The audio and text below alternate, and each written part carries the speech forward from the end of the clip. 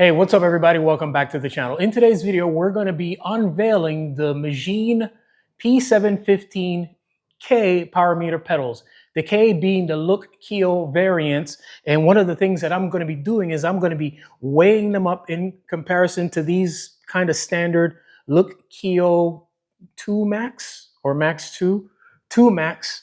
Get an idea of what the difference is in terms of weight. We'll figure out what kind of weight tax you're going to be paying to go from just traditional pedals to having a set of power meter pedals. And I'm really excited about having these on the channel. When these were announced, I had reached out to Magene and asked about getting them on the channel, so they're finally here. This is going to open up some comparison possibilities for me with different bikes that come into the channel from time to time or different componentry, and be able to say, I'm just going to do a circuit at 200 watts and let you guys know. In fact, you know what? Let me show you guys something. Come with me. I've got it in my head to do a head-to-head shootout with this modern steel frame bike, the Ball Uno, and compare it to channel staple, which is back 100% ready to roll, my Dark Star featuring Columbus Spirit tubing, but most importantly, rim brakes and mechanical shifting. We're going to see what the difference is between this bike in terms of performance, rolling around at around 200 watts. We'll see if I can do 250 watts to this modern steel beast.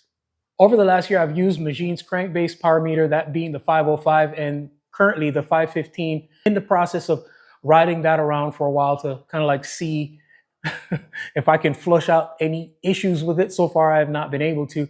But I should say, I'm not a big power meter type of person. When I'm riding on my bike, it's very rare that I will actually look down to see what's going on with that. I largely ride by feel. If not, I'm using my heart rate monitor. But it's mostly a tool that I use to analyze what's going on or what's happening with my performance post-ride. But lately, I do have to admit, like the other day, I was out on a tempo ride and I was like, you know what, let me just hold 200 for a while. It was actually a very good workout for me. So there's probably going to be a little bit more of that kind of stuff in my future. So yeah, I'm just excited about having it on there. So, all right, let's get them weighed up. Let's get them installed on the bike. And then I'll see if I give a little bit of an impression of what it's like riding them initially. All right, let's go. All right, let's see what's in the box. Quick start guide, as expected, in different languages. Product information, I'm guessing this would be like the warranty information, things like that. Then we have the pedals with the pod on the outside. Feel very good in terms of how they spin. And this is a carbon construction, or carbon body, I should say. Okay, nice.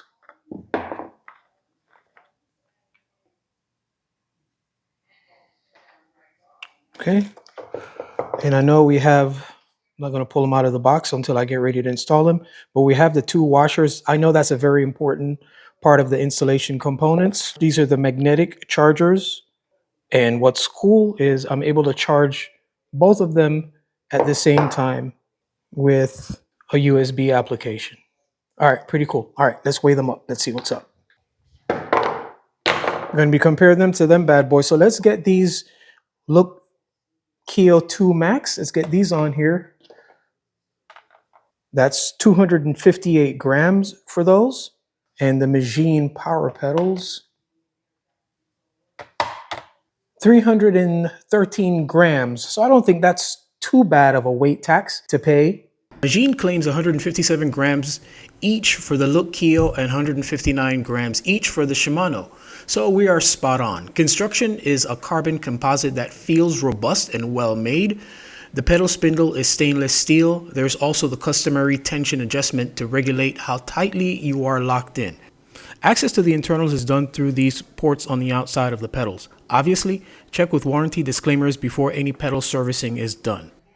Installation is a straightforward affair, but it's very important to follow the instructions as laid out in the quick start guide. But it installs pretty much like any other pedal would be installed. Torque spec is 30 to 40 Newton meters, but hey, if you've got the feel by hand, you've got the feel.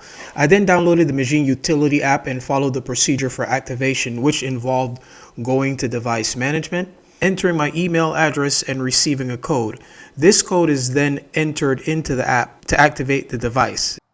It is really important to note that if you don't activate the device through the app, it will not read on your head unit. Final step was pairing with my Garmin head unit and doing the calibration. I also did the same with my Magene head unit. So we're done. I had an opportunity to test the pedals this weekend at the GFCC Miami Grand Fondo, where I was on ride marshal duties for the Fondo Piccolo. I was there to do a bit of everything. Help keep the riders safe, look after stragglers, and pace the group if need be. I already mentioned earlier that I am not really an on-the-bike data reader, except really for my heart rate, but I do occasionally dig into the data post-ride. There were a couple sections that I got to have a little bit of fun, like during the time section. Now I do have my head unit set to read 3-second power to keep the numbers from going crazy like a gyroscope. Now without doing an in-depth power analysis or comparison, I would say that my numbers look like what I would expect.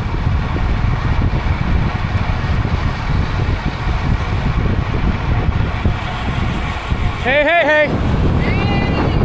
Let's geek out a bit. Fondo Piccolo was 47 miles. We averaged 18 miles an hour with 105 watt average on the day.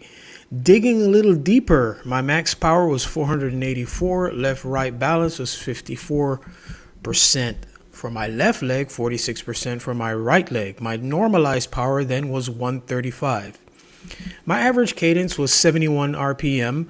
I like this data point of measuring my average and max standing power. I think that's a pretty cool tool to see. Now let's take a look at cycling dynamics. Here I can see the duration of my power phase. If I had a coach, this would be handy information for their analysis. Also, the degree at which I am putting out peak power during the phase. All of these things have to do with pedal efficiency and your power curve, which would also be helpful in dialing in your fit. Then when we go to Cycling Dynamics tab, we get an exploded view and diagram.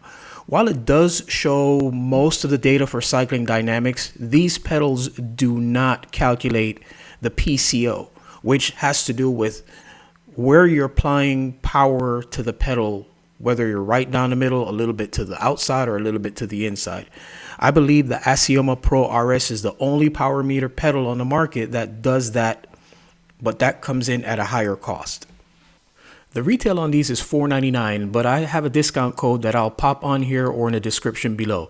These are dual-sided PowerMeter pedals. You get all the niceties like individual power, both left and right, power phase, left-right balance, torque effectiveness, and pedal smoothness, which is not supported on every platform.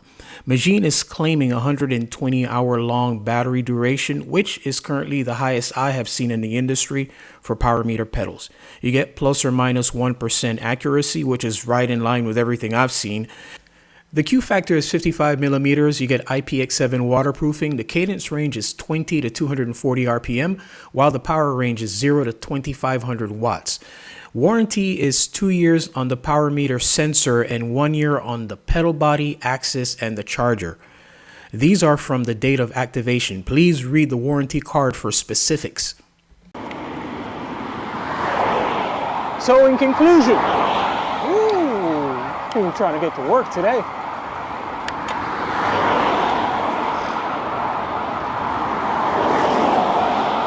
So in conclusion, they work.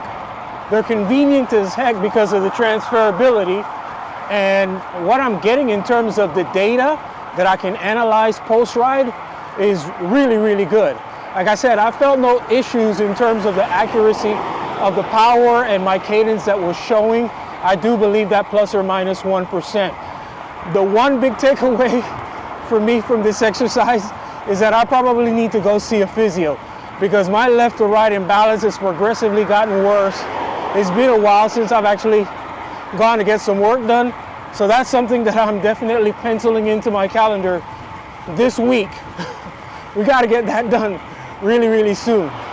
So that's where I'm going to leave it, guys. Let me know what your thoughts are about PowerMeter pedals, all that kind of stuff. I know that I've had a little bit of a tech focus lately, but I think it's good. It's important. We got to have these conversations because it's good to know certain things. But the good thing about it is that if you don't need it, you don't want it, you don't have to have it.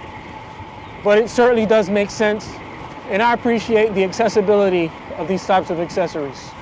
All right, guys, remember, we got a big focus of hitting 30,000 subscribers before the end of the year. We're at 29 and change right now. I'm gonna keep pushing it out. Got a little bit more content to produce for you guys. Good morning. In fact, today, look at that. Look at where he is in the bike lane. Crazy stuff. Poor alignment and poor driving.